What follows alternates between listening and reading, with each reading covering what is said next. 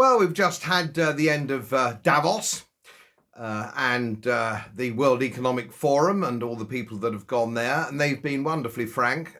God bless them, there's no question about it. There's no question of any conspiracy theory anymore. Thank goodness that's all been blown away. It's totally and utterly upfront, and you can see all the clips on WEF on my YouTube, and you can find them anywhere you like. You can find them on my website, but they're in the public domain, so there's no conspiracy theory here. It's perfectly straightforward and it's in your face. And the President, Klaus Schwab, was on camera boasting about the number of people that his organisation has infiltrated. It's government, mainstream media, academia. He had the good taste not to actually mention the British royal family, but of course that's common knowledge. Anyway, but what was I thought fairly interesting was not just the senior technocrats and movers and shakers and celebrities and all the rest of it that were talking at top level. It was the one rank down, if you will, the junior technocrats explaining how much advance they'd made on this electronic ID, which is eventually going to carry absolutely everything, our medical history, where we are, what we spend our money on, the whole thing. And again, this isn't a conspiracy, this is they're boasting about it. They're boasting about this. They're boasting about the technology. And I don't know whether you know about these. We've got one of these little places visited things, which has come from Timeline, Google Map Timeline. It is Google. I didn't even know anything about it, but it popped up on my email. Google Map Timeline. And it's told me I was lecturing at Oxford University a few weeks ago. I had a holiday in Clanbedrock and various other places here and there. And it's told me that I've total travel is 945 miles I've done. And my low emission travel was 22 miles. All right.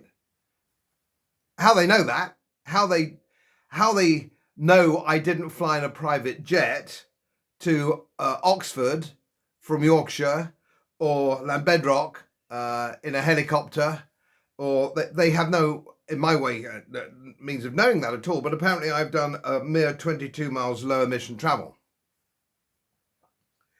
My total travel is 945 miles.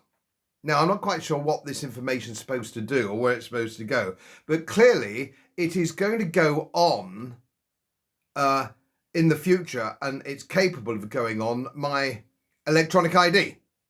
And it's the same for all of us, because sooner or later this is going to be compulsory. It's only a matter of time before this is compulsory globally.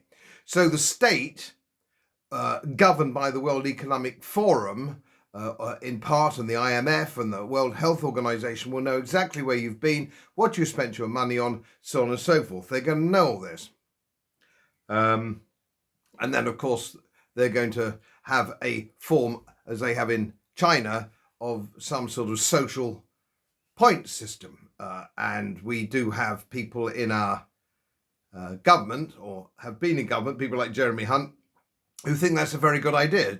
Jeremy Hunt, a year or so ago, was singing the praises of the Chinese system and compulsory vaccination and camps for people who refuse the vaccination, so on and so forth. All this is in the public domain. And you may have seen the clips of him, I don't know. So this is generally supported by a number of people who are actually in our party of government. And of course, I would suggest that it's also in the party of opposition. Now, this is coming, and it's the old, as Neil Oliver pointed out, and I pointed out many times, it's the boiled frog syndrome. It's happening so slowly you don't notice it, but sooner or later you will have a social point system like the Chinese, and you won't be able to travel where you want to travel, you won't be able to buy what you want to buy, and let's hope it doesn't get as bad as China when they actually move you out of your house and shoot your dogs and cats. Yes, that's what's going on. How appalling is that, and the thought of that to the average Briton? So this is on its way. They're boasting about it. And I know most people who watch my clips are wide awake to this, so I'm preaching to the choir to a certain extent.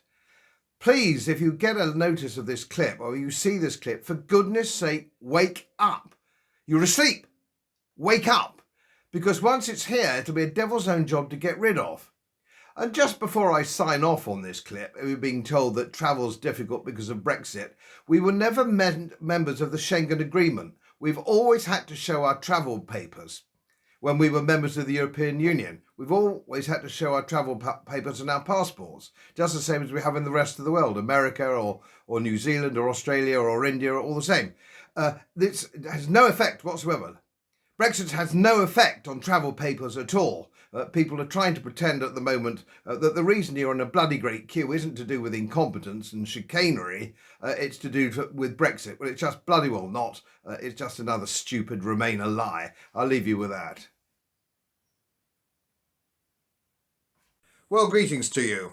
As you know, social media was a wonderful invention so that we could all communicate with each other and share our views and share views that aren't necessarily in line with the establishment, the global establishment, which is run mainly by banks and big pharma. So I've been doing my best to do that, but I am increasingly being shadow banned or taken down, and so are many others. So beware of that, and I will be tagging anything I do in the future with various sources and various channels so that you will know, well, I've been censored from this, but I've been censored, but you can find it somewhere else. So the whole thing can continue. And I think some of these new channels, which aren't owned by the establishment or influenced by the establishment, banks and big pharma and all the rest, you'll be able to follow the facts. And that doesn't mean fact checkers, of course, which are owned by the establishment. So I just thought I'd give you the heads up on that. And thank you for your sponsorship and your support. I thank you for it. Without you and the information that sometimes you people send me, I couldn't continue. Thank you again. As most of you know, my work is very heavily independently research based. And I get my information from all over the world. It would help if you press the subscribe button and the little bell next to it, because the more subscribers I have, the more likely it is that international independent research institutes will share their material with me. It's most helpful, and then of course I automatically share it with you. So surprise, won't cost you anything. Thank you very much.